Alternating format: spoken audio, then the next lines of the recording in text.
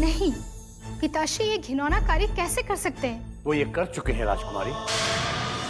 युवराज इंद्रजीत के बदले में महाराज वीरेंद्र सिंह से चुनारगढ़ का सौदा करने की योजना है उनकी। तुम सोच क्या रही हो मृणालिनी?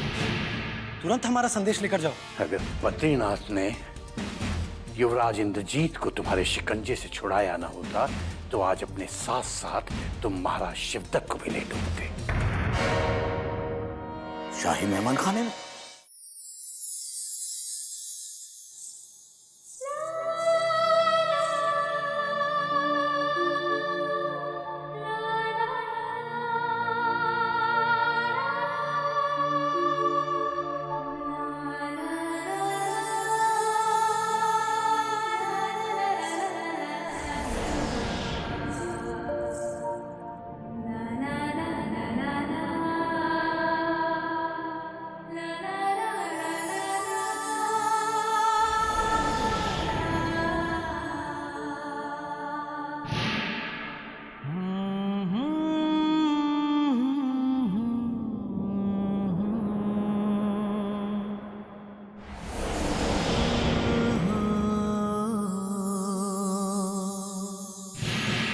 राजकुमारी किशोरी, आप विश्राम के समय यहाँ आके आपको कष्ट दिया, उसके लिए क्षमा चाहते हैं।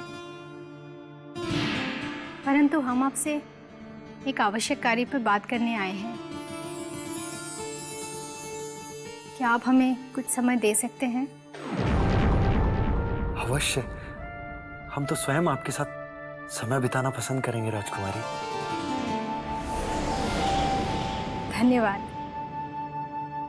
तुम कक्ष से बाहर जाओ।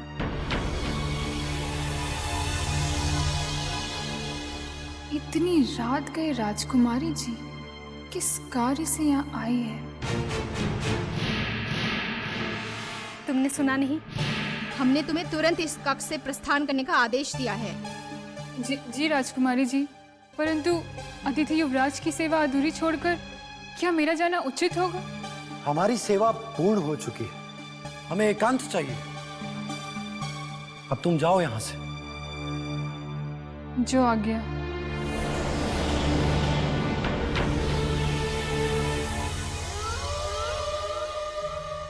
शाही मेहमान खाने से निकलने की तुम्हें इजाजत किसने दी? राजकुमारी किशोरी ने।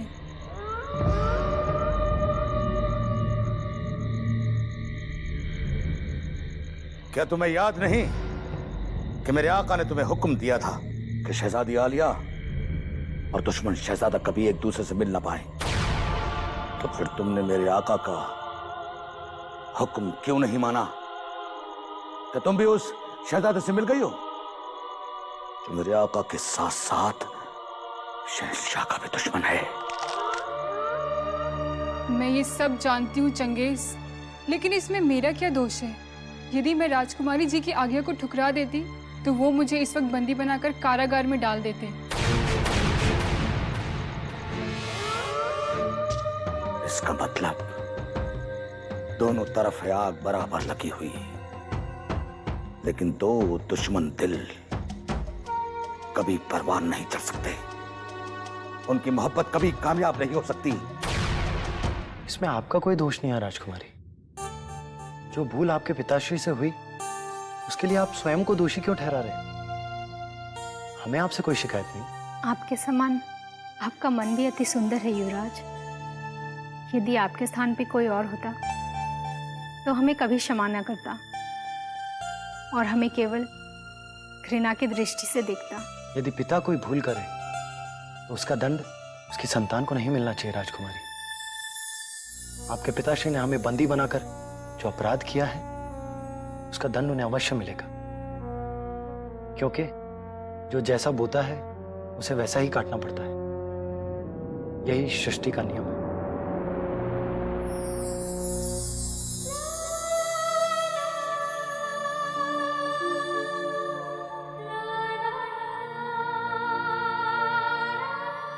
जितने उच्च विचार हैं आपके, परंतु हमारे पिताश्री के लिए आपके मन में जो क्रोध है वो अभी नहीं मिट सकता, ये हम जानते हैं।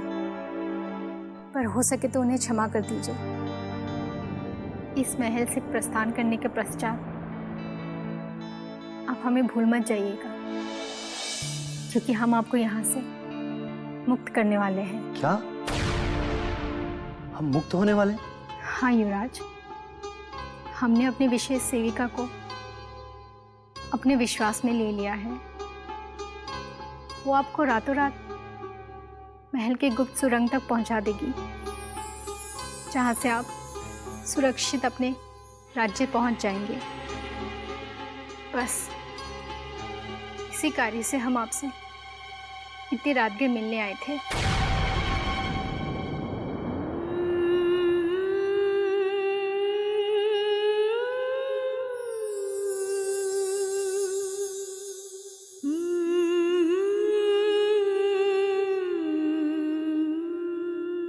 अब हम चलते हैं युवराज। सुनिए राजकुमारी,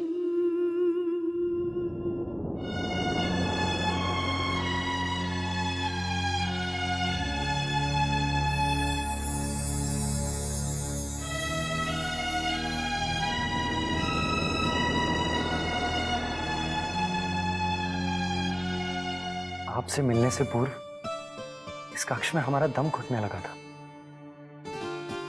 परंतु अब हमारा यहाँ मन लग गया है। अब यहाँ हम और कुछ दिन रहना चाहते हैं।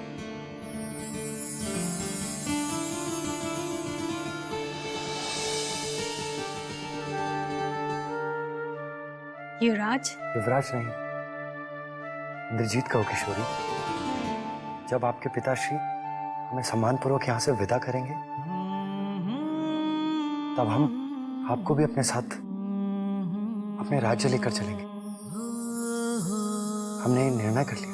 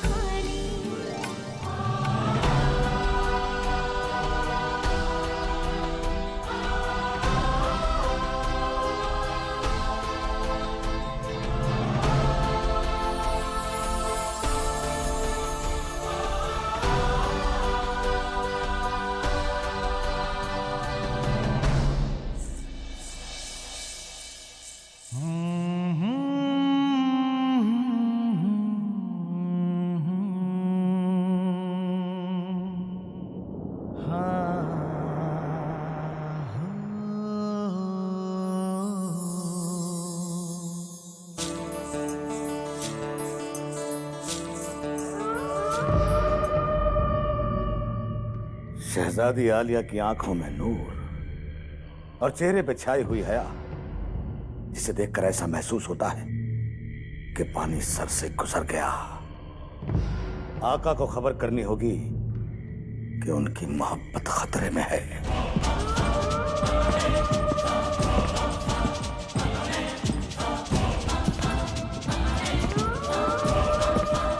मेरे आका, शहजादी आलिया शहजादे से मिलकर वापस लौट गए।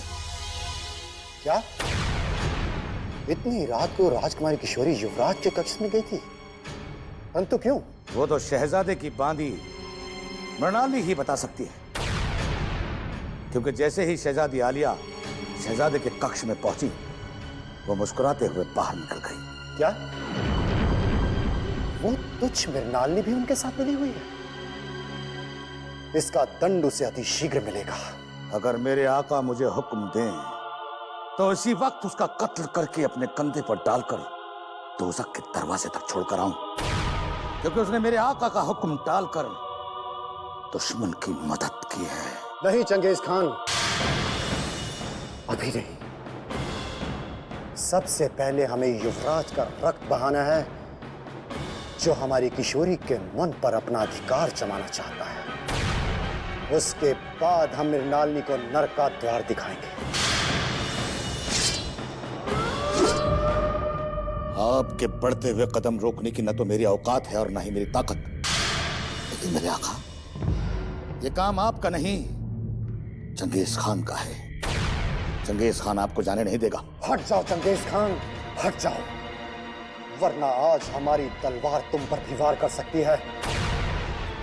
युवराज इंद्रजीत सिंह ने अवश्य ही राजकुमारी के मन में अपना स्थान बना लिया है, इसीलिए अब वो रात के अंधेरे में भी उससे मिलने लगी, और जो हम कभी सहन नहीं कर सकते।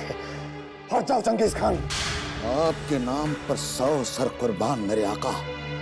आज पहली बार चंगेज खान हुक्मदूली करेगा, क्योंकि चंगेज खान नहीं चाहता कि शहजादे के खून के छींटे आपके दामन पर पड़े। मेरे आका, मुझ पर यकीन करें, शहजादे को मौत मिलेगी, लेकिन उसके मौत के फरिश्ते को चंगेज खान लेकर आएगा। तुम्हारी प्रार्थना और वफादारी के बोझ ने हमारी तलवार को वापस मयान में रखने पर विवश कर दिया है चंगेज खान, परंतु आने वाला कल युवराज के लिए काल भी बन सकता है। यदि युवराज को जीवित रहना है तो उसे राजकुमारी को सदा सदा के लिए भूलना होगा। राजकुमारी का जन्म केवल महायोद्धा सोमनाथ के लिए हुआ है।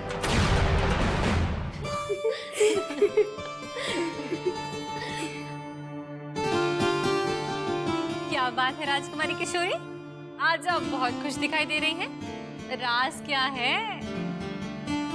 अवश्य कुछ ना कुछ तो है, जो आप मन ही मन इतना मुस्कुराए जा रही हैं। बताइए ना, क्या राज है? बलवान, मैं सुंदर हूँ। अरे तू नहीं, मैं सबसे सुंदर हूँ। अरे मैं सुंदर हूँ। मैं सबसे सुंदर हूँ। मैं सुंदर हूँ। नहीं, मैं सबसे सुंदर हूँ। मैं सबसे सुंदर हूँ। अगर मुझे माता श्री की खूबसूरती का ध्यान नहीं होता ना, मैं तुझे अभी मार देता। यदि पिता श्री की आज्ञा होती तो मैं तुझे भस्म कर देता।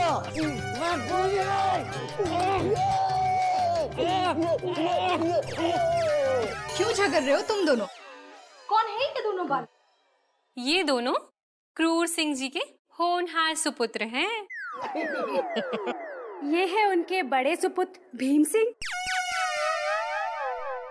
और ये है उनके छोटे सुपुत्र बलवान सिंह। अरे वाह, कितने सुंदर नाम रखे हैं क्रूर सिंह जी ने इनके। वैसे तुम कौन हो? वैसे हम दोनों भाइयों के नाम की तरह तुम भी बहुत खूबसूरत और सुंदर दिख रही हो, पर हमें लगता है कि हमने पहले तुम्हें कहीं देखा है। ये हमारी राजकुमारी किशोरी हैं। भूल गए? तुम्ही ने तो इनका स्वागत किया था। मिल गई, मिल गई, मिल गई, राजकुमारी जी मिल गई। राजकुमारी जी मिल गई। तुम दोनों राजकुमारी जी को देखकर इतना खुश क्यों हो रहे हो? बता दो भैया। हाँ हाँ भीम, बता दे बता दे। वैसे भी जिनको हम लोग महल में इतने दिनों से ढूंढ रहे थे, आज वो सामने आ गई है, तो बताना तो पड़ेगा ही ना भीम। हाँ, बात यह है कि शीघ्र ही हम शिवगढ़ के महाराजा बनने वाले। परंतु हमारी माँ ने कहा था कि राजकुमारी किशोरी से विवाह करके तुम शिवगढ़ के महाराजा बन जाओगे।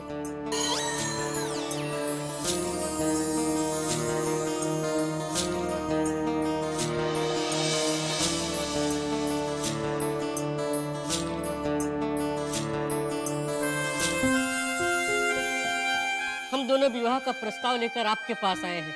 अब आप ही चुनाव कीजिए कि हम में से किसे पसंद करती हैं और किसे निकाल के बाहर कर देती हैं। अरे आधे अधूरों, पहले पूरी तरह मनुष्य तो बन जाओ, फिर सोचना हमारी राजकुमारी जी से विवाह करने के बारे में। चलिए राजकुमारी जी, ये दोनों पूरी तरह अपने पिताश्री क्रूर सिंह पर गए हैं।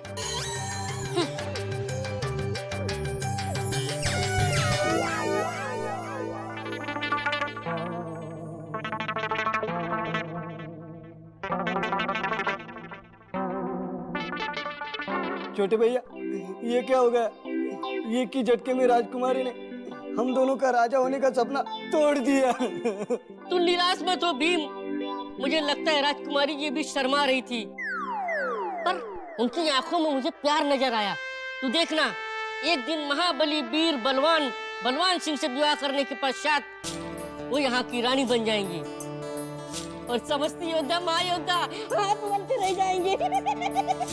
हाथ मलते रह जाएंगे।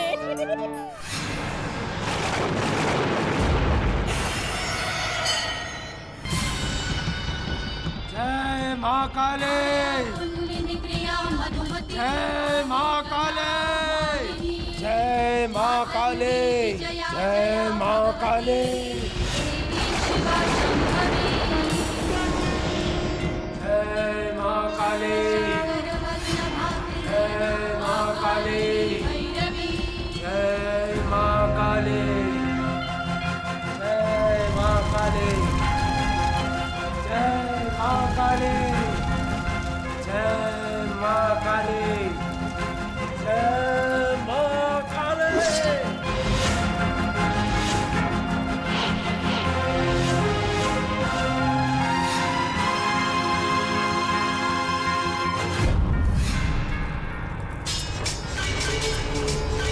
जय मां काली।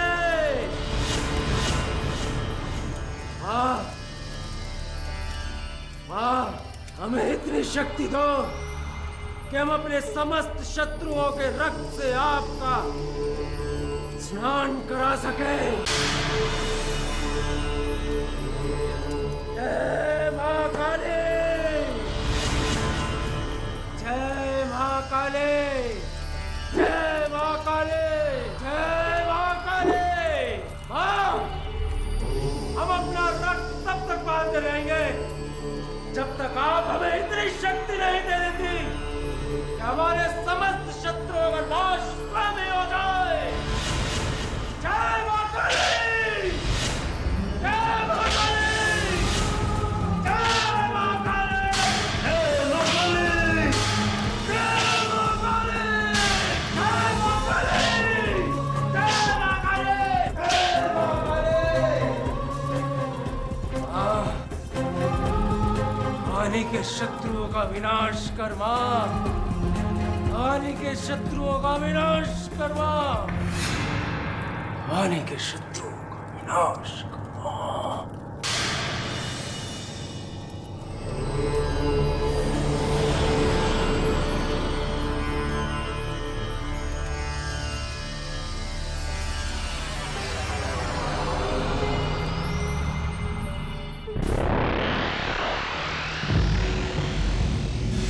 शहजादी आलिया रात के वक्त शाही मेहमान खाने में शहजादे इंद्रजीत से मिलने गई। शहजादी के चेहरे पर नूर और हया की लाली थी। शहजादी की मुस्कुराहट बता रही थी कि मोहब्बत की आग सुलग चुकी है।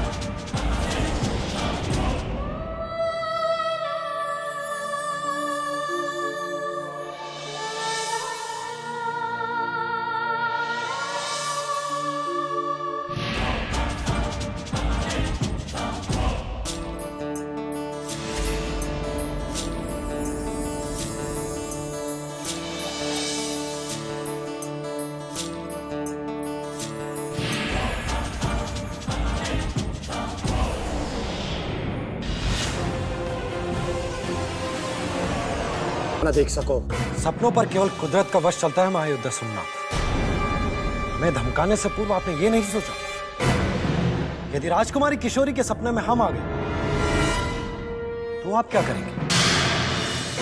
इस प्रश्न का उत्तर आपके पास है तो आप हमारे सपनों पर अंकुश लगाने के बारे में सोचिएगा, अन्यथा इस कक्ष में दोबारा हमारी अनुमति के बिना प्रवेश मत कीजिएगा। अनुमति तो हमें तुम्हारा वध करते समय भी किसी से नहीं लेनी पड़ेगी युवराज। ये महायोद्धा सोमनाथ, अतिथि युवराज का वध करने की भूल मत कर बैठना, वरना महाराज शिवदत्त और पंडित जगन्नाथ के साथ साथ आपके अपने भाई महायोद्धा बद्रीनाथ भी आपके शत्रु बन जाएंगे। सोमनाथ को केवल सोमनाथ ही हुक्म दे सकते हैं धृष्ट सेविका। तुम युवराज को बचाकर हमसे हमारी राजकुमारी किशोरी छीनना चाहती हो?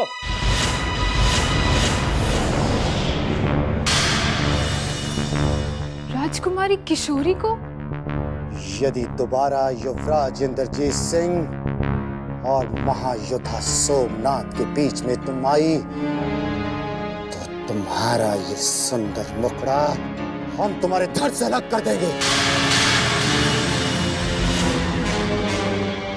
आज हमारी तलवार और तुम्हारे शीश का फासला खत्म हो ही गया था युवराज, परंतु अचानक बिल्ली ने रास्ता काट दिया और तुम बच गए। यदि आज नींद आ जाए तो भूल कर भी राजकुमारी के सपना देखने की कोशिश मत करना, वरना ये आंखें निकाल कर हम बाहर फेंक देंगे।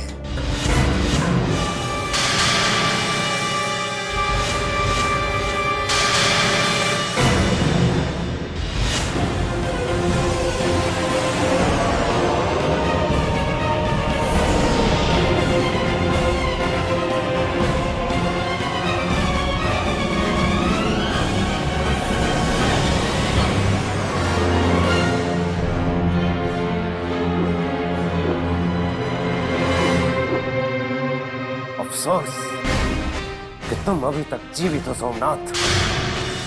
यदि भाग्य ने उस दिन तुम्हारा साथ नहीं दिया होता तो आज इस महल में तुम नहीं, अभी तो किसी सोनी दीवार पर हार चढ़ी तुम्हारी तस्वीर टंगी होती।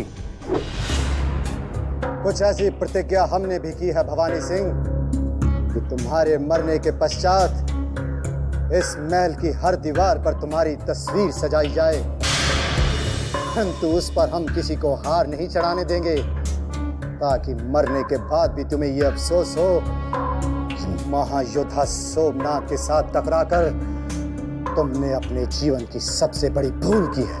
भूल? भवानी सिंह से शत्रुता करके स्वयं यमराज को अपने घर बुलाने की भूल तो तुमने की है सोमनाथ। भवानी सिंह ने मां काली की सौगंध खाकर तुम्हारा रक्त बहाने का प्रण लिया है। अब अति शीघ्र हम तुम्हारे रक्त से मां काली के चरण धोएंगे। तुमने हमारे रक्त से केवल एक पत्थर की मूर्ति के चरण धोने का प्रण किया है भवानी सिंह।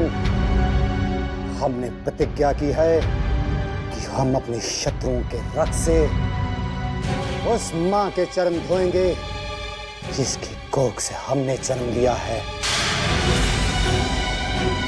तुम्हारा काल तुम्हारे सर पर चढ़ के बोल रहा है भवानी सिंह, तुम्हारी मृत्यु निश्चित है। जिसके सर पर मां काली का आशीर्वाद होता है वो स्वयं महाकाल होता है सोमनाथ।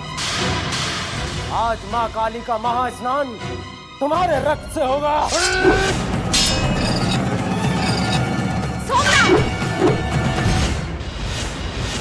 रुक क्यों गए? बुझा लो हमारे रक्त से अपने तलवारों की प्यास।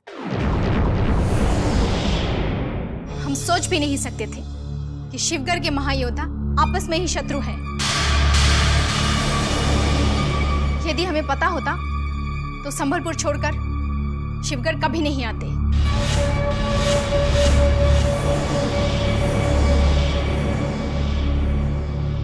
यदि फिर कभी एक दूसरे का रक्त बहाने के लिए तुम्हारे मयानों में से तलवार निकली तो हम कभी सहन नहीं करेंगे,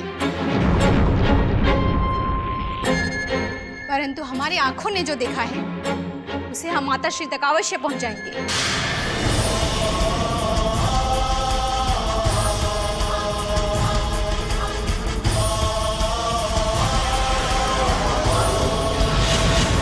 बहुत भाग्यशाली हो भवानी सिंह, बहुत भाग्यशाली हो। राजकुमारी ने आज तुम्हारे प्राण बचा लिए, वरना भाग्यशाली हम नहीं, अभी तो तुम हो सोमनाथ।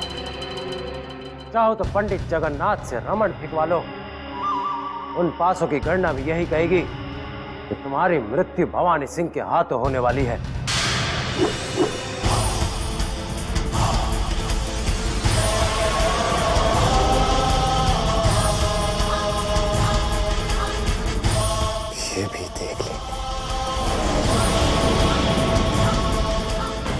हमारी तलवार की धार पर भवानी के रक्त का भोग चढ़ेगा?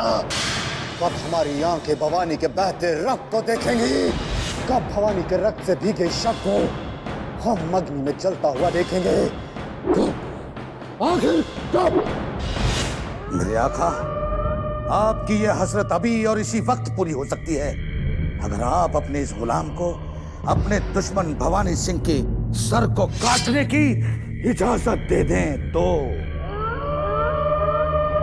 यदि राजकुमारी किशोरी भवानी की ढाल न बनती तो हम अवश्य ही उसका शीश काट कर तुम्हें उपहार में दे देते। ये तुम्हारा दुर्भाग्य है, तुम्हारा रक्त स्नान अधूरा रह गया चंगेज खान। अधूरा काम हमेशा खराब होता है मेरे आका, लेकिन आज भवानी सिंह का लहू जरूर बहेगा, क्योंकि उस भवानी सिंह ने आप पर तलवार उठाने की जुर्रत की है। ठहरो चंगेज, आज मत रोकिए मेरे आका, चंगेज को आज मत रोकिए। उस दिन भी आपने चंगेज को रोककर भवानी सिंह की सांसें लंबी कर दी थी, लेकिन आज चंगेज नहीं रुकेगा। चंगेज खान, क्या तुम ये भूल गए जो हमारी आज्ञा का उल्लंघन करता है हम उसका सर काट देते हैं।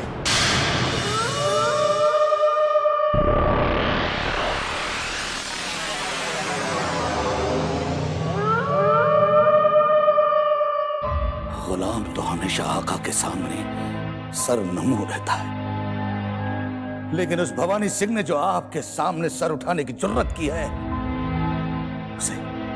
उसे नेस्त नाबूद करने की इजाजत दे दीजिए मेरे आका, इजाजत दे दीजिए, इजाजत दे दीजिए। हम तुम्हें स्वयं भवानी के रक्त से नहलाएंगे चंगेज खान, ये हमारा वचन है।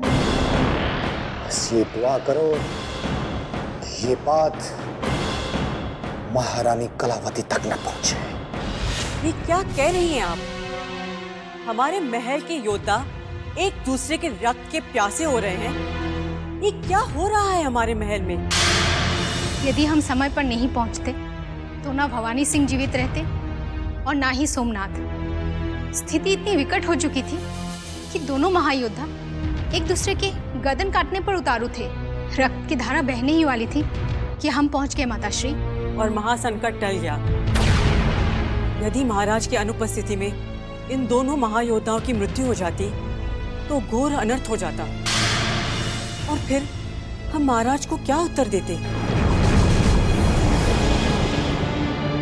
आज तो उनकी मृत्यु टल गई, परंतु अवश्य ही कल दोनों एक दूसरे के प्राण छीनने के प्रयत्न करेंगे। यदि समय पर उन्हें नहीं रोका गया तो इस महल में रक्त के कुंड भर जाएंगे। जिस महल में हम शांति के फूल खिलाने आए थे उसे हम अपने महायोद्धाओं के रक्त से कभी नहीं भीगने देंगे। शीला, महायोद्धा भवानी सिंह और सोमनाथ को हमारे मंत्रणा कक्ष में भेज दिया जाए। जो आगे महारानी जी। जो महायोद्धा एक दूसरे को बचाने के लिए स्वयं का बलिदान देने के लिए तैयार थे, आज वो एक दूसरे के रक्त के प्यासे हो चुके हैं। इसमें कोई संदेह नहीं कि ये महल अभिशप्त हो चुका है। प्रणाम महारानी जी। राजकुमारी किशोरी ने जो देखा, क्या वो सत्य है? आप दोनों की खामोशी बता रही है कि आप दोनों को अपने भूल का एहसास हो चुका है। भूल हमसे नहीं महारानी जी, अभी तो सोमनाथ से हुई है। सोमनाथ ने हमसे प्रतिद्वंदिता रखकर हमारे आत्मसम्मान पर प्रहार किया है। इस महल में किसी महायोद्धा में इतनी शक्ति नहीं जो हमारा प्रतिद्वंदी बन सके। सोमनाथ के केवल सोमनाथ ही प्रतिद्वंदी हैं। सोमनाथ हमें ललकारने की फिर धृष्टता कर रहा है महारानी जी। यदि ये आपका कक्ष न होता तो सोमनाथ की ललकार का बदला हमारी तलवार देती। ये मत भूलिए भवानी सिंह, कि तलवार महायोद्धा सोमनाथ के पास भी है, और जिसकी धार से हम तुम्हारी तलवार के टुकड़े टुकड़े भी कर सकते हैं। शांत रहो। क्या आप भूल गए? ये महारानी कलावती का वो कक्ष है जहां परिंदे भी चहकने के लिए आज्ञा लेते हैं। भूल किसी से भी हुई हो उसका समाधान हम करेंगे। किंतु ये हम कभी नहीं चाहेंगे कि हमारे महायोद्धा आपस में लड़े और शत्रु को आक्रमण करने का अवसर मिल जाए। आप दोनों ने सदा हमारा साथ दिया है, युद्ध के मैदान में आगे बढ़ बढ़कर अपना रक्त बहाया है। फिर किस अभिमान में चूर होकर आप अपनों का ही रक्त बहा रहे हो? यदि रक्त ही बहाना है तो उसका बहाव, जिसने आपके मुंह का निवाला छीनकर चुनारगढ़ पर अपना अधिकार जमा लिया है। यदि भविष्य में आप दोनों की तलवारें टकराई तो आपको शिवगढ़ छोड़ने का आदेश दे दिया जाएगा।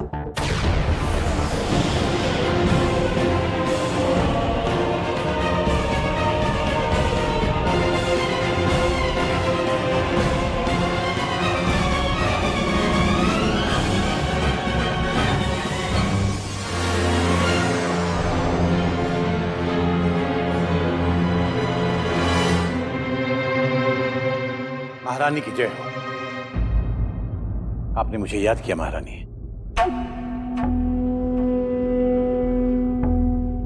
इस राजमहल में कदम रखने के पश्चात हम एक पल भी चैन से नहीं रह पाए हैं पंडित जी। जहां दृष्टि उठाकर देखते हैं वहां षड्यंत्र और छल कपट बिखरे दिखाई देते हैं। यहाँ एक भी व्यक्ति ऐसा नहीं है जिसके नेत्रों में स्वामी भक्ति की झलक दिखाई देती हो। क्यों? मुझे मालूम था महारानी आप मुझसे यही प्रश्न करेंगी, और आपको इस महल में लेकर आने का मेरा उद्देश्य भी यही था महारानी, कि आप यहाँ की व्यवस्था को पूरी तरह से देख लें, समझ लें कि आपके महायोद्धा किस प्रकार अपनी मनमानी कर रहे हैं। महारानी, आज यदि महल में हमारा एक भी स्वामी भक्त होता तो मैं आपको महाराज की अनुपस्थिति में यूं यहाँ आने के लिए आग्रह न करता। आश्चर्य की बात है, महाराज इन व्यक्तियों को कैसे अनदेखा करते रहे जो दीमक की तरह इस महल की दीवारों को खोखला करते जा रहे हैं। महारानी, यदि आपने यहाँ आने में जरा भी और विलंब की होती तो महल की इन खोखली होती हुई दीवारों को ढहने में जरा भी देर नहीं लगती। हमें इस अनर्थ को रोकने के लिए अति शीघ्र कोई उपाय खोजना होगा पंडित जी, और वो उपाय हमें सिर्फ स्वामी त्रिलोकीनाथ ही बता सकते हैं। स्वामी त्रिलोकीनाथ?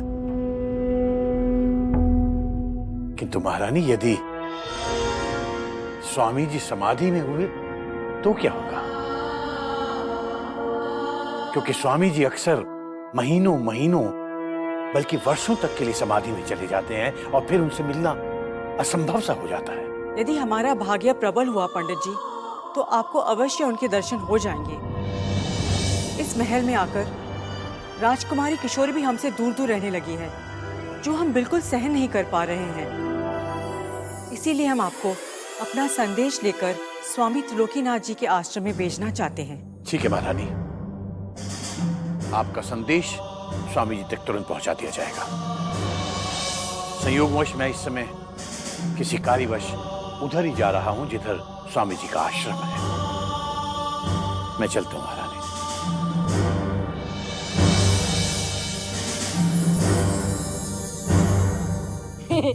भीम भैया आप घोड़े बने हुए कितने अच्छे लगते हो ना।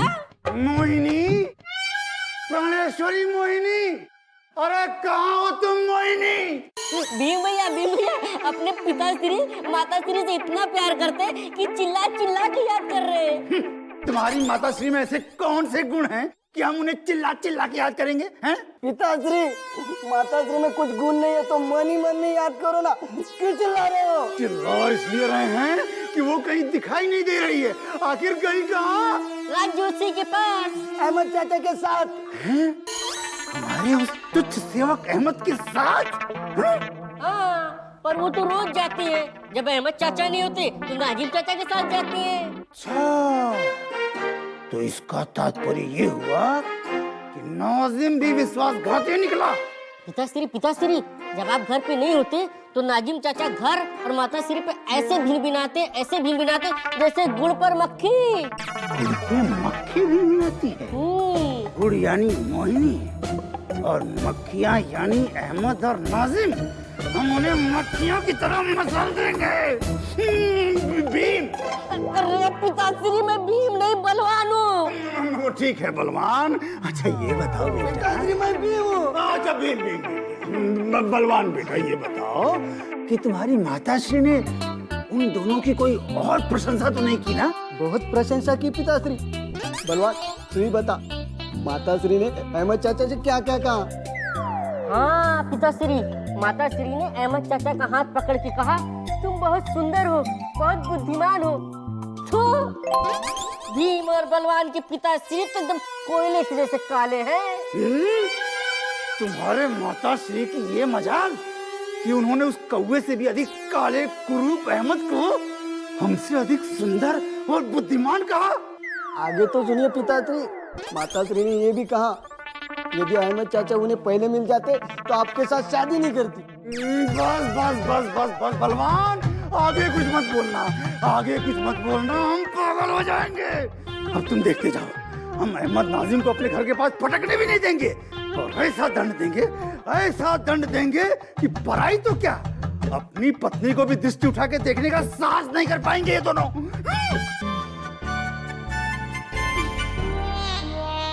अरे हुजूर, हुजूर, हुजूर, हुजूर, हम इधर हैं। यहाँ, अच्छा हुआ आप यहीं मिल गए हुजूर, मैं आपको ही ढूंढ रहा था। हमें ढूंढ रहे थे और हम तुम दोनों की खबर लेने के लिए तुम्हें ढूंढ रहे थे। तुमने तो अपनी मनोहर सूरत दिखा दी, लेकिन वो दूसरा विश्वासघाती कहाँ है? गूंगे हो गए क्या? बोलते क्यों नहीं? अहमद कहाँ है? कैसे बताऊं हुजूर, कहते हुए भी शर्म आ रही है। अरे सच्चाई भला किसी से छुपी रह सकती है जो आपसे छुप जाएगी? हमेशा की तरह आज भी वो नामकूल अहमद, मेरा मतलब अहमद, महल के बाहर वाले बाग में भाभी जान के साथ घूम रहा है। भाभी जान? खबरदार, वो तुम्हारे लिए केवल भाभी है नाजिम, जान हमारी है, हमारी है, हमारी है, समझे? समझ गया हुजूर, समझ गया। अरे ये तो सारी दुनिया को मालूम है कि वो भाभी किसकी और जान किसकी है। मैं तो ये कह रहा था कि वो आपकी जान के साथ घूम रहा है। हुजूर हमेशा मौके की तलाश में रहता है। जब भी आप महल से बाहर किसी जरूरी काम से जाते हैं ना, आपके घर के चक्कर लगाया करता है। हमारे घर के चक्कर? अब तुम देखते जाओ नाजिम, ना उसे हम घर का छोड़ेंगे ना घाट का। हम आज अभी इसी समय उसे सेवा मुक्त करते हैं। छोड़ेंगे ना घाट का। हम आज अभी इसी समय उसे सेवा मुक्त करते हैं। नहीं कर सकते, नामुमकिन है। क्यों? जब तक आप उसकी तनख्वाह नहीं दे देते तब तक तो वो खुद को भी बर्खास्त नहीं कर सकता और ना ही आप उसे कानूनन बर्खास्त कर सकते हैं। बगावत तो होगी। आपने उसे ही नहीं, मुझे भी एक फूटी कौड़ी नहीं दी, बच्चे मर जाएंगे। और कभी देंगे भी नहीं, क्योंकि ना तुम इस लायक हो और ना ही वो विश्वासघाती। और हाँ, हमें विश्वस्त सूत्रों से ये पता चला है कि हमारी अनुपस्थिति में तुम भी हमारे घर के आसपास ऐसे भिनभिनाते हो जैसे मोहिनी पे मक्खियां, मेरा मतलब जैसे गुड़ पे मक्खियां। ये सच है हुजूर, ये सच है कि मैं आपके घर के चक्कर लगाया करता हूँ, लेकिन अपनी भाभी और आपकी जान की खूबसूरती देखने के लिए नहीं, बल्कि उस अहमद की नजर से आपकी इज्जत और आपकी जान की हिफाजत करके अपना फर्ज अदा कर सकूं। अरे नहीं चाहिए ऐसी हिफाजत और नहीं चाहिए ऐसा फर्ज। आज के बाद यदि तुमने हमारी मोहिनी पर अपनी दृष्टि जमाई तो हम तुम्हें तत्काल दृष्टिहीन कर देंगे। अब बोलो, किस कार्य से हमें ढूंढ रहे थे तुम? एक सूचना लेकर आया था, लेकिन जाने दीजिए। अरे बुरी है। तुमसे और उम्मीद भी क्या कर सकते हैं हम? बको। हुजूर, अभी अभी शेर खान को भवानी सिंह से कहते हुए सुना है कि युवराज आनंद सिंह पूरी हिफाजत के साथ विजयगढ़ के महल में पहुंच चुका है।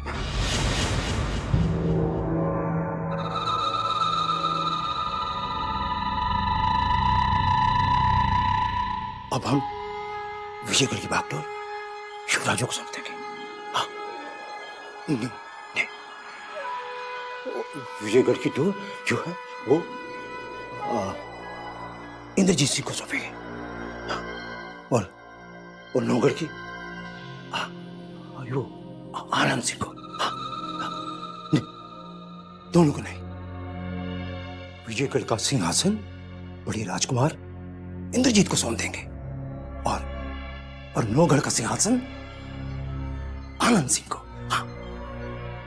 युवराज, इंद्रजीत तुरंत आओ कक्ष में। आनंद, तुरंत आओ। नहीं। यदि हमने दोनों युवराजों को महाराज बना दिया तो महाराज वीरेंद्र सिंह क्रोधित हो जाएंगे। नहीं, हम उन्हीं से पूछेंगे कि वो युवराजों को अभी महाराज बनाएंगे या बड़ा होने के पश्चात। कौन हो तुम देखती नहीं, हम युवराजों को राजपाट सौंप रहे हैं। परंतु महाराज, हमारे युवराज तो यहाँ है ही नहीं, फिर आप किसके साथ बातें कर रहे हैं? अभी तो दोनों यहाँ थे, कहाँ चले गए? खड़े सोच कर रही हो? जाओ तुरंत उन्हें हमें हमारे कक्ष में भेजो। अचानक कहाँ चले गए? क्षमा कीजिए महाराज, लेकिन हमारे दोनों युवराज अभी तक जंगलों से लौटकर नहीं आए हैं। किसने उन्हें जंगलों में जाने की अनुमति दी? और हमसे पूछे बिना किस कार्य के लिए वो जंगलों में गए? क्षमा कीजिए महाराज, पर उन्हें आपने ही तो एक नरभक्षी चीते को पकड़ने के लिए उन्हें जंगल में भेजा था। नहीं, हम भला उन नन्हे बच्चों को, युवराजों को जंगल में कैसे भेज सकते हैं? नहीं, हम कभी उन नरभक्षी को पकड़ने के लिए उन युवराजों को नहीं भेज सकते। तुम कुछ षड्यंत्र रच रहे हो। नहीं महाराज, आप। हम कुछ नहीं सुनेंगे, हमें तुरंत हमारे युवराज चाहिए। जाओ तुरंत उन्हें हमारे कक्ष में भेजो। जो आज्ञा महाराज।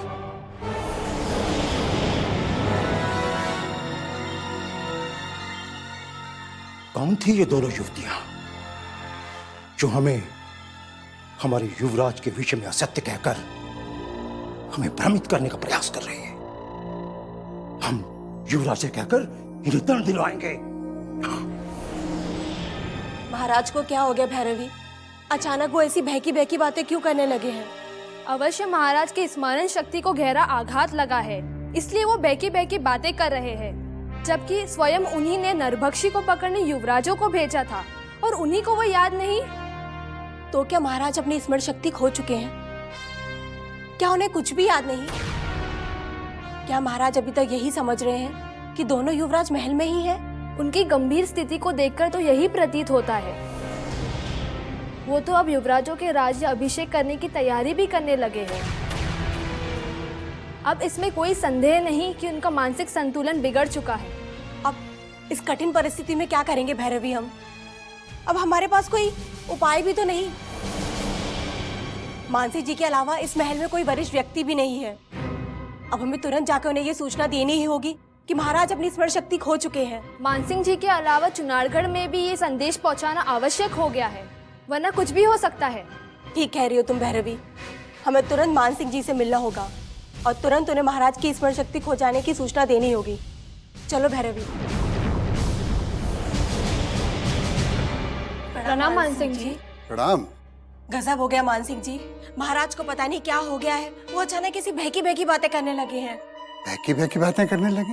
लेकिन तुम दोनों ने ऐसा क्या सुन लिया जो इतनी घबराई हुई लग रही हो? वो हमारे युवराजों को अपना राजपाट सौंपने की बातें कर रहे हैं। परंतु हमारे युवराज महल में कहाँ हैं? उनका तो अभी तक कोई पता नहीं चला है। फिर महाराज ऐसी बातें कैसे करने लगे? परंतु महाराज को तो यही लगता है कि उनके दोनों युवराज जंगल गए ही नहीं। उन्हें यही लगता है कि उनके दोनों युवराज कक्ष में ही है। वो अपने आप से बहकी बातें करने लगे हैं। हे मेरे ईश्वर, ये क्या हो रहा है? हम महारानी चंद्रकांता के पश्चात हमारे महाराज भी सदमे में आ गए। अगर आपकी आज्ञा हो तो मैं चुनारगढ़ जाके ये संदेश पहुंचा देती हूँ, ताकि स्थिति बिगड़ने से पूर्व ही उसका कुछ उपाय मिल जाए। नहीं, यदि चुनारगढ़ ये सूचना पहुंच गई तो महारानी चंद्रकांता को बहुत गहरा आघात पहुंच सकता है। किंतु महाराज वीरेंद्र सिंह जी से ये छुपाया गया तो वो क्रोधित भी हो सकते हैं। किंतु महारानी चंद्रकांता के प्राणों के साथ हम खिलवाड़ नहीं कर सकते। ये दुखद समाचार सिर्फ महाराज वीरेंद्र सिंह तक ही पहुंचना चाहिए। मानंदा, तुम तुरंत ये दुखद समाचार लेकर महाराज वीरेंद्र सिंह के पास जाओ और हम महाराज जय सिंह को संभालते। कोई है? कोई है? हम कहते हैं कोई है? कहां चले गए? कहां चले गए सब हमारे युवराजों को लेकर? अभी अभी अभी तो वो यहां पर थे। इंद्रजीत कहां हो? आनंद कहां छुप गए हो तुम? मैं कहता हूं सामने आओ। देखो देखो, अगर अगर तुमने हमें सताया तो हम तुमसे बात नहीं करेंगे। हाँ, हाँ, देखो मैं कहता हूं मेरे सामने आओ, नहीं तो महाराज महाराज महाराज महाराज महाराज महाराज महाराज महाराज महाराज महाराज महाराज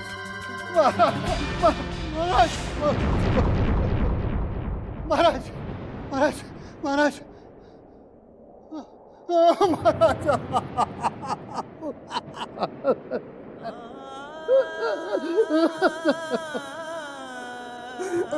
क्या हो गया? अनर्थ कौन अनर्थ? युवराज तो वापस नहीं लौटे महाराज। आप भी हमें छोड़कर चले गए।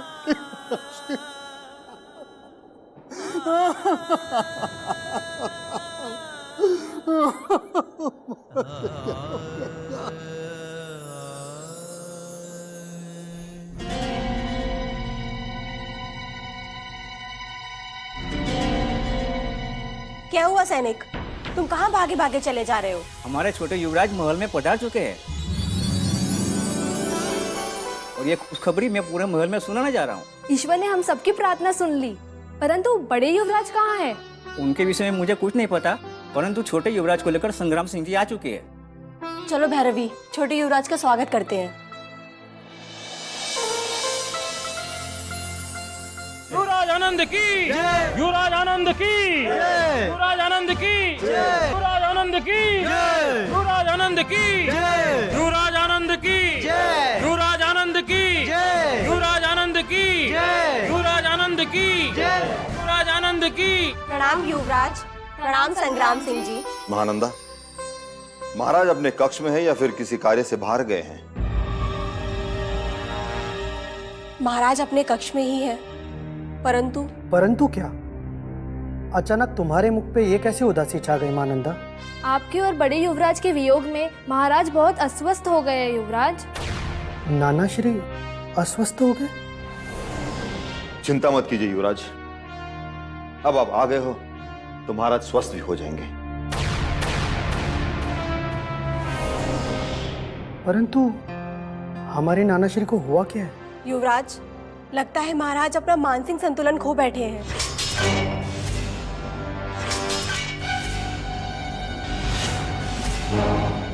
क्या? नाना श्री मानसिक संतुलन खो बैठे? जी युवराज, महाराज अपना मानसिक संतुलन खो बैठे हैं। उन्हें अभी तक यही लगता है कि आप और बड़े युवराज महल से बाहर गए ही नहीं, अभी तक उन्हीं के साथ ही हैं। नहीं, हम नाना श्री को कभी ऐसी स्थिति में नहीं देख सकते। नाना श्री, नाना श्री, नाना श्री, नाना श्री, नाना श्री, नाना श्री, नाना श्री, नाना श्री, नाना श्री, नाना श्री, नाना श्री। मानसिंह जी, क्या हुआ लाला श्री को? बोलिए ना, बताइए ना क्या हुआ लाला श्री को? क्या हुआ बताइए। महाराज हमें छोड़ के चले गए।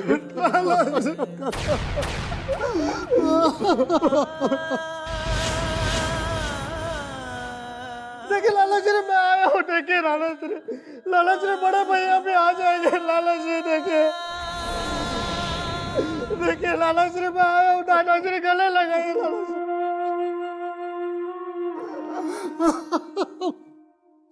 आंखें खोलिए लाला श्री, लाला श्री आंखें खोलिए लाला श्री।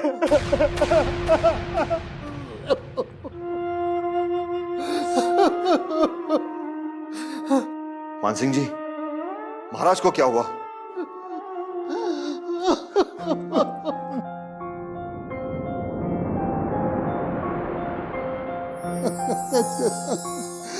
हम सबको अनाथ करके महाराज हमें सदा सदा के लिए छोड़ के चले गए संग्राम सिंह।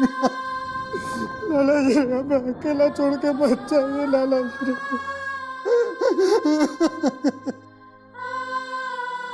नाना श्री उठ जाइए नाना श्री। देखिए हम लौट के आ गए नाना श्री।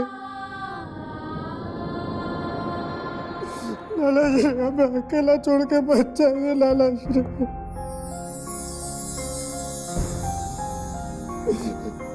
उठ जाइए लाला श्री, उठ जाइए, उठ जाइए लाला श्री, उठ जाइए। युवराज संभालिए अपने आप को।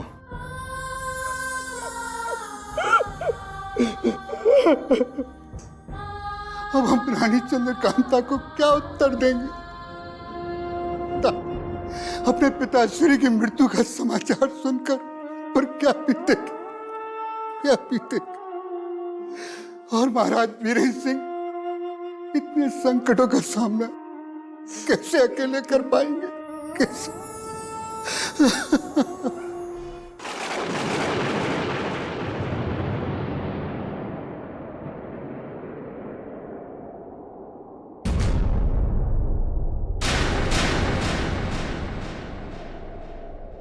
ये क्या दुखद समाचार सुना दिया पद्मनी?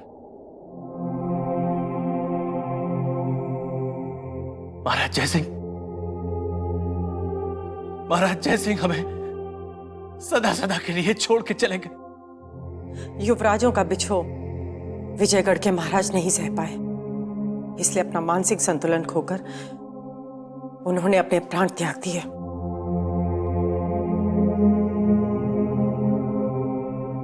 पहले युवराजों का बिछो, फिर महारानी चंद्रकांता का स्वास्थ्य,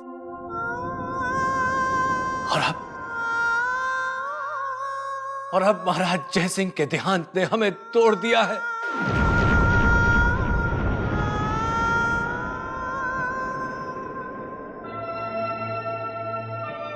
अब हमारा धैर्य और साहस लड़खड़ाने लगा है, लड़खड़ाने लगा।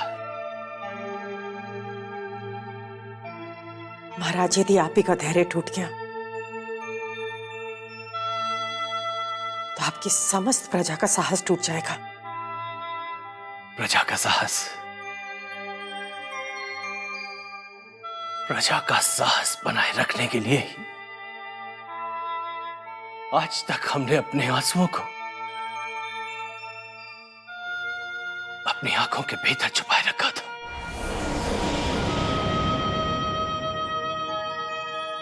परंतु महाराज जयसिंह के चले जाने के समाचार ने आज इन्हें झलका ही दिया।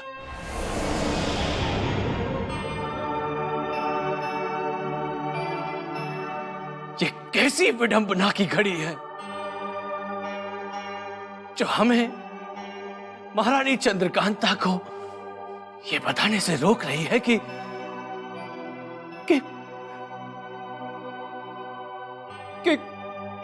उनके पिताश्री का साया उनके सिर से उठ चुका है।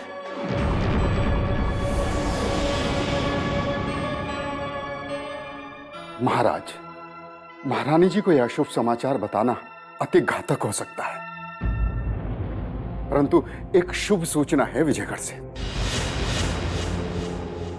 हमारे महायोद्धा संग्राम सिंह अपने साथ छोटे युवराज आनंद सिंह को अपने साथ सुरक्षित ले आए हैं विजयगढ़।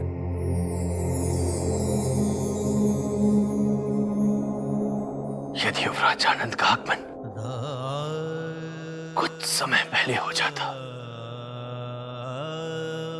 तो उनके नाना श्री की सांसें वापस लौट आती।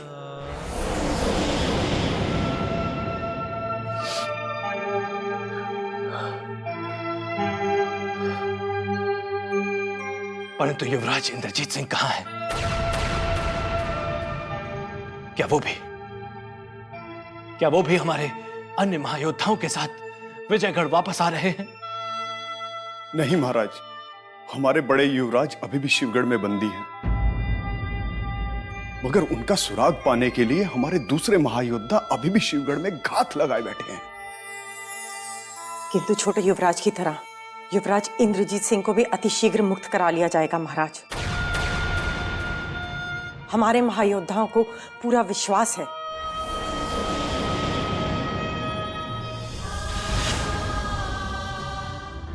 युवराज आनंद की मुक्ति के समाचार ने हमारे भीतर एक नए साहस का संचार कर दिया है, परंतु वैदराज के परामर्श के बिना हम महारानी चंद्रकांता को कोई समाचार नहीं देंगे। तुरंत विजयगढ़ के उच्च अधिकारियों को यह संदेशा पहुंचा दिया जाए कि वो प्रजा में शांति बनाए रखे और संग्राम सिंह आनंद सिंह को अपने और मान सिंह के सुरक्षा घेरे में रखें। और अब हम भी महाराज जयसिंह के अंतिम संस्कार की तैयारी करते हैं।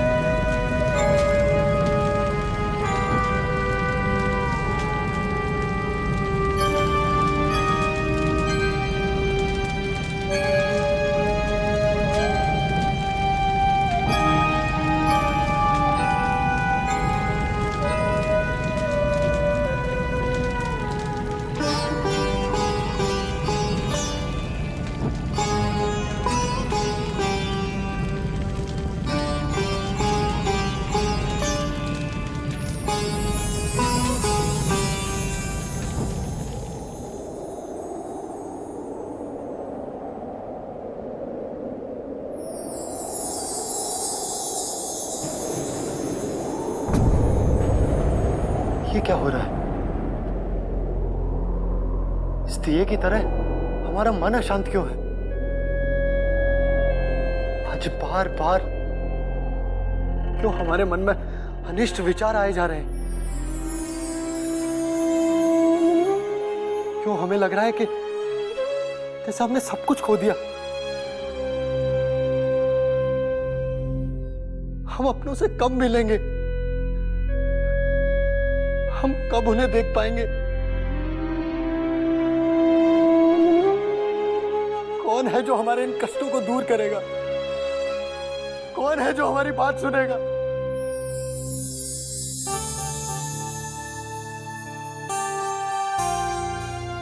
युवराज,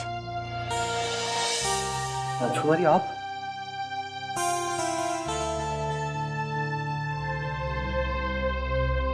आप इतने घबराए हुए से क्यों लग रहे हैं युवराज? क्या हो गया है आपको? आज हमारा मन बहुत अशांत है। न जाने क्यों बार बार मन में अनिष्ट विचार आए जा रहे हैं। वो तो अच्छा हुआ कि आप यहाँ आ गई, वरना हमने तो सोचा था कि हम आपको कभी नहीं देख पाएंगे। ये आपने कैसे सोच लिया कि हम आपसे कभी नहीं मिल सकेंगे? क्योंकि महायोद्धा सोमनाथ ने आपके इस कक्ष में आने पर पाबंदी लगा दी है। और ये तो संजोग की बात है कि मृणालिनी यहाँ नहीं है, अन्यथा हम आपसे कभी नहीं मिल पाते। किसमें इतना साहस है जो हमें कहीं आने जाने से रोक सके? यदि महायोद्धा सोमनाथ ने यह दुस्साहस किया है तो उसके लिए उन्हें अवश्य दंड मिलेगा। उन्हें दंड मिले या ना मिले, परंतु अब हम यहाँ नहीं रह सकते राजकुमारी। आपने हमें कष्टों से मुक्त करने के लिए जो योजना बनाई है वो कब पूर्ण होने वाली है? हमें शीघ्र बताइए। हाँ, वो मैं प्रणाम राजकुमारी जी। आप इस कक्ष में? हमें यहाँ देखकर तुम्हें कष्ट क्यों हो रहा है? और हमसे प्रश्न पूछने का तुम्हारा साहस कैसे हुआ? आपके सामने प्रश्न पूछने की मेरी क्या बिसात है राजकुमारी जी, परंतु महायोद्धा सोमनाथ जी का आदेश है कि आप अतिथि युवराज से मिलने इस कक्ष में नहीं आ सकती हैं। महायोद्धा सोमनाथ कौन होते हैं? हम पर कोई रोक टोक लगाने वाले? क्या वो जानते नहीं हैं हम कौन हैं? हमारी शक्ति क्या है? क्षमा कर दीजिए राजकुमारी जी, मैं केवल अपने कर्तव्य का पालन कर रही हूँ।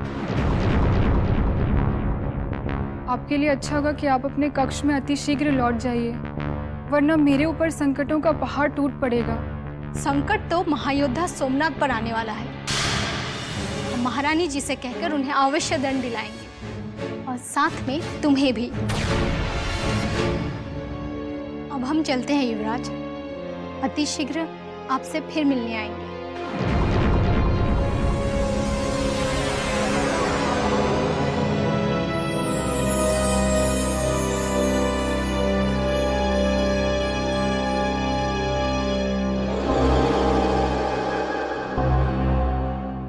सैनिकों, हमारी सहेली संध्या और शिला को तुरंत बुला के लाओ।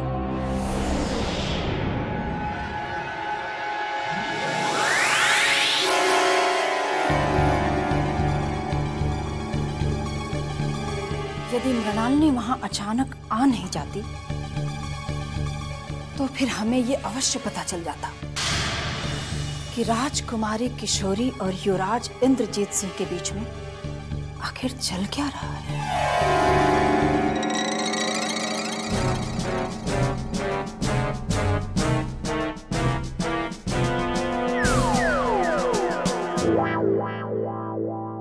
भैया, महायोद्धा क्रूर सिंह के सुपुत्रों को सैनिकों ने प्रणाम तक नहीं किया। बलवान, महल में हमसे कोई डरता भी नहीं है। भैया, केसरिया आ रही, चलो उसको डराते हैं। चलो।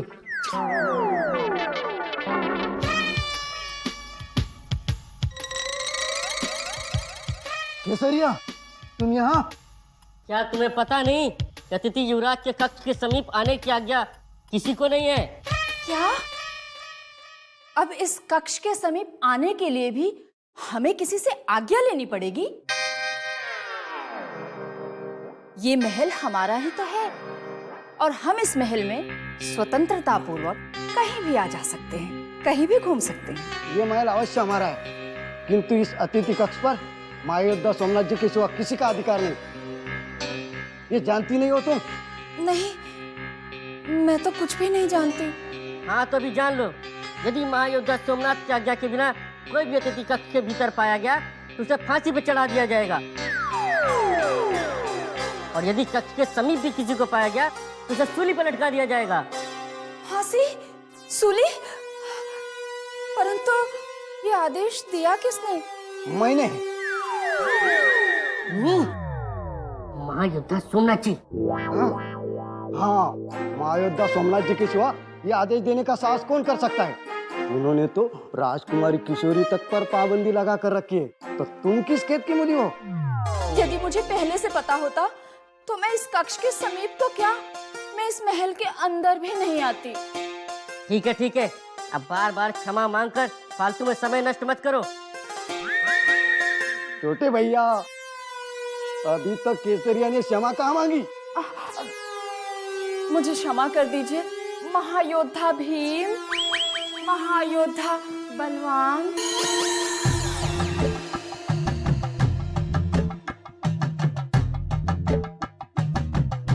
भीम भैया मजा आया ना? डर गई केसरिया, डर गई। भैया अब तो महायोद्धा सोमनाथ के नाम से किसी को भी डरा सकती है। हाँ? चलो मेल में मजा लेती है। चलो।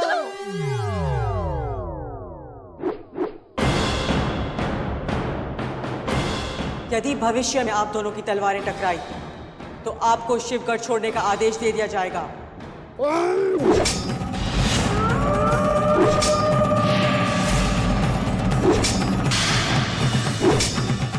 आपको शिवगढ़ छोड़ने का आदेश दे दिया जाएगा। आपको शिवगढ़ छोड़ने का आदेश दे दिया जाएगा। मेरे आका, आज से पहले चंगेज खान ने आपको सिर्फ 2 ही बार इतने जुनून में देखा है।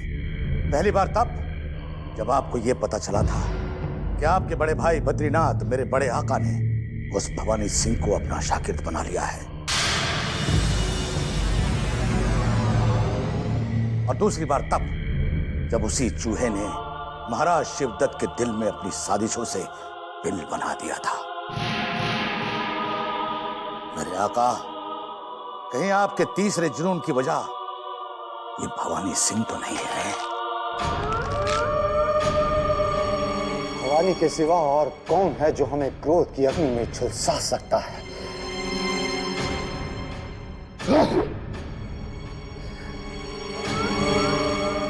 हमने अपनी तलवार को फेंक कर अपने आप को निहत्था कर दिया है चंगेज खान। हम महारानी कलावती और राजकुमारी किशोरी के दिल में जगह बनाना चाहते हैं। इसके लिए हमें हिंसा को त्यागना होगा चंगेज खान। ये क्या कह रहे हैं आप मेरे आका? इस चंगेज खान को खून से नहाने की आदत डालकर खून खराबा छोड़ने के लिए कह रहे हैं? रोजे क्यों रखवा रहे हैं मेरे आका?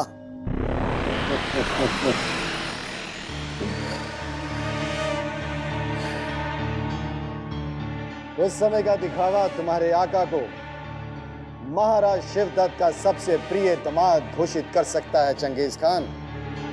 अब तुम भी अपने भीतर छिपे दुर्बे को शाकाहारी बना दो। यदि भवानी ने बाजी मार ली तो सिवाय आत्मघात के कोई और मार्ग नहीं रहेगा। वाह वाह मेरे आका वाह! आपने ये बात कह के आज ये फिर से साबित कर दिया कि आपकी चाल आपकी शमशीर से ज्यादा जहरीली होती है। और चंगेज खान ये भी समझ गया कि आज के बाद चंगेज खान खून को तभी हाथ लगाएगा जब उसका आका उसे हुक्म देगा। लेकिन इस बीच अगर किसी ने आपकी शान में गुस्ताखी करने की कोशिश की तो ये गुलाम आपकी हुक्मतुली करने पर मजबूर हो जाएगा। लेकिन एक बात का वादा करता है चंगेज खान कि आज से चंगेज खान रोजे रखेगा और ये रोजा तब खुलेगा जब आप अपने किसी दुश्मन का कत्ल करने का हुक्म देंगे। खुदा हाफिज मेरे आका।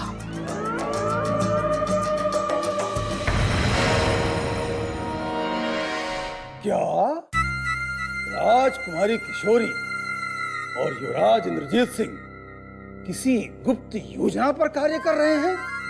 ऐसा कैसे हो सकता है केसरिया? 2 शत्रु एक साथ मिलकर किसी एक योजना पर कैसे कार्य कर सकते हैं? इसी बात पर तो मुझे भी आश्चर्य हो रहा है हुजूर, परंतु ये सत्य है। क्योंकि जब मैं राजकुमारी किशोरी का रूप लेकर अतिथि युवराज के कक्ष में पहुंची तब स्वयं अतिथि युवराज मुझसे किसी योजना के बारे में कुछ कहने ही जा रहे थे कि तभी मृणालिनी वहां पर आ गई और उसने मेरे सारे परिश्रम पर पानी फेर दिया हुजूर। मुझे इसमें केसरिया का वहम लगता है। कहीं ऐसा तो नहीं कि अतिथि युवराज हमारी राजकुमारी को अपनी चाल में फंसाकर महल से बाहर भागने की साजिश तो नहीं रच रहा है? हाँ, ये अवश्य हो सकता है नाज़िम, अवश्य ही। युवराज इंद्रजीत महाराज शिवदत्त के संबलपुर से लौट के आने के पूर्व यहाँ से भागने के चक्कर में है, इसीलिए वो राजकुमारी किशोरी को अपने चाल के जाल में फंसा रहा है। जितना हुनर अपने अहमद में है हुजूर, उस युवराज में भला कहाँ? कितनी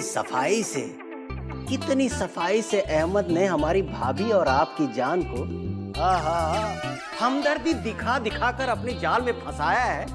वो भला युवराज हमारी राजकुमारी को डोरे डाल सकता है? कतई नहीं, ऐसा हो ही नहीं सकता, है ना हुजूर? ये मैं क्या सुन रही हूँ हुजूर? कुछ कीजिए हुजूर, कुछ कीजिए, नहीं तो आप अपना ये सुंदर मुख किसी को भी दिखाने के लायक नहीं रहेंगे। और अगर आप अपना ये मुख दिखाने लायक नहीं रहेंगे तो हमें भी नकाब लेकर बाहर घूमना पड़ेगा। इसलिए इत्मीनान से बैठ के हमारे भाभी और अपनी जान को समझाइए। और नहीं हो रहा है तो उस अहमद को शिवगढ़ के बाहर फिकवा दीजिए। वो हमें मिलता कहाँ है नाज़िम? हमारे भय से अपना मुंह छुपाए पता नहीं कहाँ कहाँ भटकता रहता है।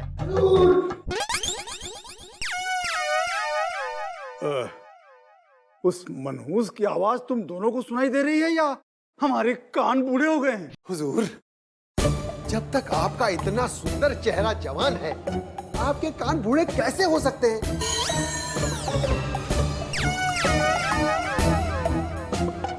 लेकिन हुजूर, आप इतने गुस्से में क्यों हैं? ओह, समझ गया, आप हमारी याद में बेचैन हो रहे होंगे, है ना हुजूर? दूर हो जाओ हमारी दृष्टि से, अन्यथा हम तुम्हारा सिर काट के शिवगढ़ से दूर फेंकवा देंगे। हुजूर, आप मालिक हैं, आप कुछ भी कर सकते हैं, लेकिन हुजूर मैंने किया क्या है जो बिना बात के आप इतने नाराज हो रहे हैं? किया क्या है ये पूछो कि किया क्या नहीं है। जिस थाली में खाते हो उसी में छेद करते हो। भाभी जान को बाहर बाग में घुमाने ले जाते हो, हैं? हुजूर के घर के बाहर ऐसे भिन-भिनाते रहते हो जैसे गुड़ पे मक्खियां। कीड़े पड़े तेरे मुंह में नाजिम। अरे अम्मी जैसी भाभी जान के बारे में ऐसा कह रहा है? हुजूर, इसकी बातों में मत आना। ये आपके यहाँ नौकर होने से पहले लोगों के तलाक करवाया करता था।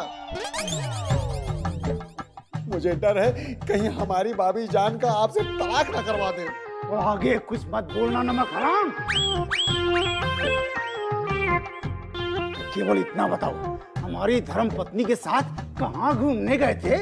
हुजूर, मैं तो भाभी जान को लेकर वैद्य जी के पास गया था। वैद्य जी के पास? परंतु क्यों? जब से हमारा विवाह हुआ है, हम मोहिनी को लेकर एक बार भी वैद्य के पास नहीं गए। फिर तुम कैसे चले गए? हुजूर, आपको पता नहीं है, आप तीसरी बार अब्बा जान बनने वाले हैं हुजूर। हुजूर, आपके आंगन में भीम सिंह और बलवान सिंह का नन्हा सा प्यारा सा छोटा सा भैया आने वाला है। ये कैसे हो सकता है? हमारे घर में तीसरा महायोद्धा आने वाला है और हमें इसकी कोई सूचना नहीं। मोहिनी ने तो हमें कुछ नहीं बताया, फिर तुम्हें कैसे पता? जी शर्मा गई होंगी हुजूर।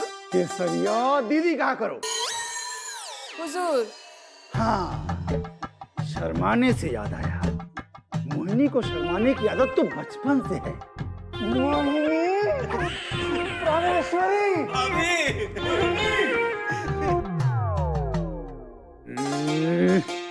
भीम और बलवान के छोटे भाई का नाम क्या होना चाहिए? बलवान से छोटा शैतान, हैरान, परेशान? नहीं नहीं नहीं नहीं, हाँ, हनुमान। भीम, बलवान, हनुमान, ये अच्छा है। मैंने कहा आधा वर्ष है हुजूर क्रूर सिंह साहब।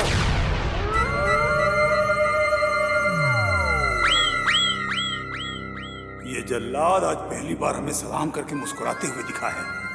वाह